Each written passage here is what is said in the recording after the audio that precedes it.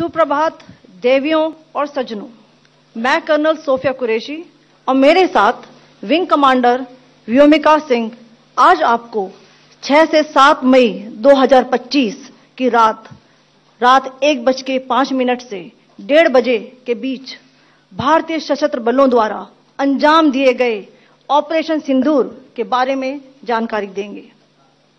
Operation सिंदूर 22 अप्रैल को पहलगाम में हुए विभत्स आतंकवादी हमले के शिकार मासूम नागरिकों व उनके परिवारों को न्याय देने के लिए लॉन्च किया गया था।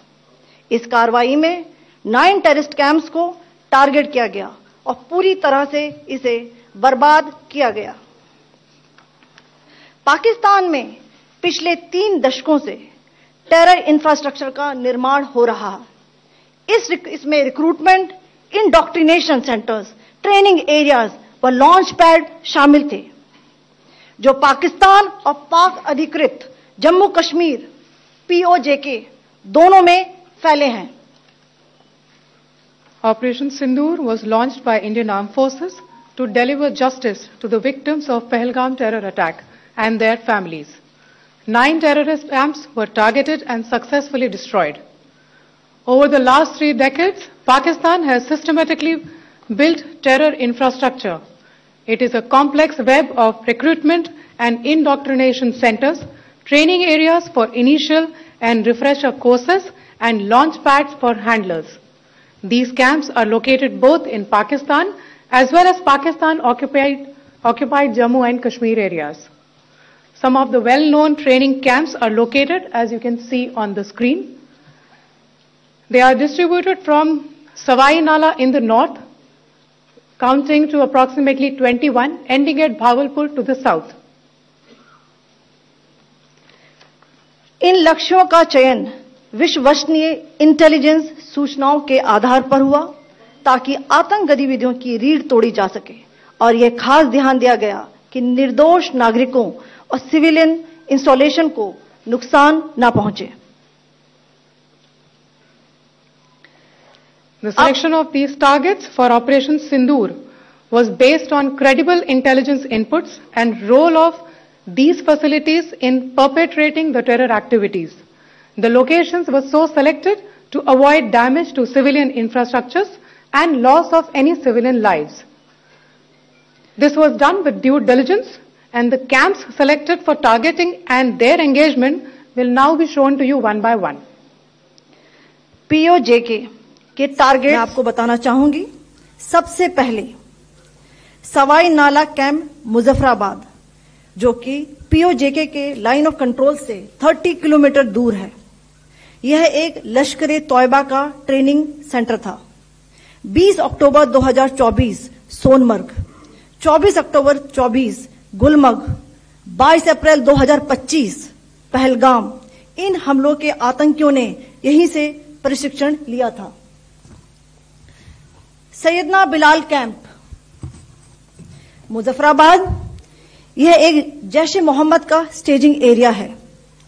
यह हथियार, विस्फोटक और जंगल सर्वाइवल ट्रेनिंग का केंद्र भी था। गुलपुर कैंप कोटली, यह LOC से 30 किलोमीटर दूर था। लश्कर तौयबा का बेस था, जो रजौरी, पुंछ में सक्रिय था।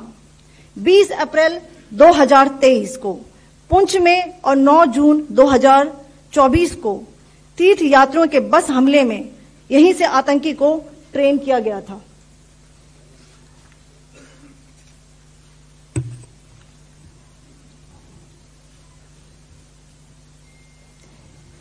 बरनाला कैंप बिम्बर, यह LOC से 9 किलोमीटर दूर है।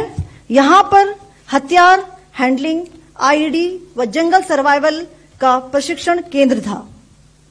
अब्बास कैंप कोटली,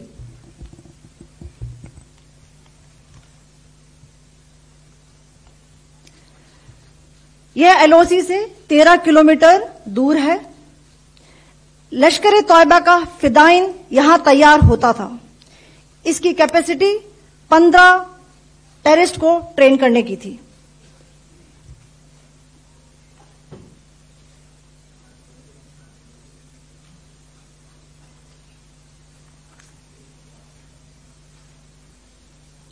अब मैं पाकिस्तान के अंदर के टारगेट से अवगत कराना चाहूंगी। पहला, सर्जिकल कैंप सियालकोट। यह अंतर्राष्ट्रीय सीमा से 6 किलोमीटर की दूरी पर है, सांबा कठुआ के सामने।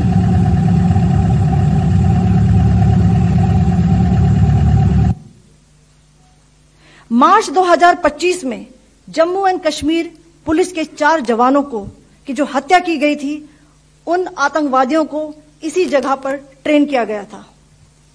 दूसरा, महमूना जाया कैंप सियालकोट।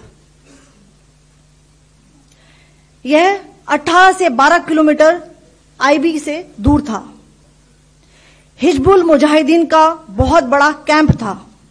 यह कठुआ जम्मू क्षेत्र में आतंक फैलाने का नियंत्रण केंद्र था। पठानकोट एयरफोर्स बेस पर किया गया हमला भी इसी कैंप से प्लान और डायरेक्ट किया गया था। मरकज ताइबा मुरीद के, यह आईबी से 18 से 25 किलोमीटर दूरी पर है।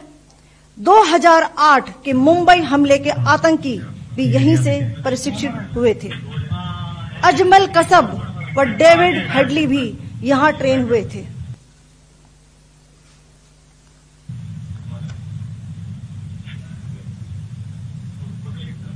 आगे दूसरा आया।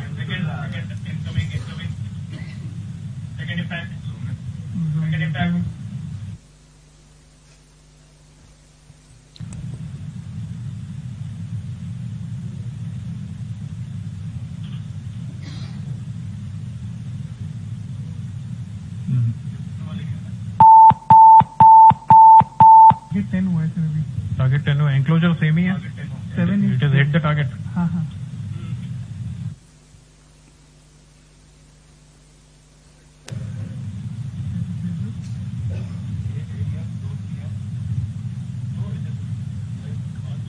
आ गया सर।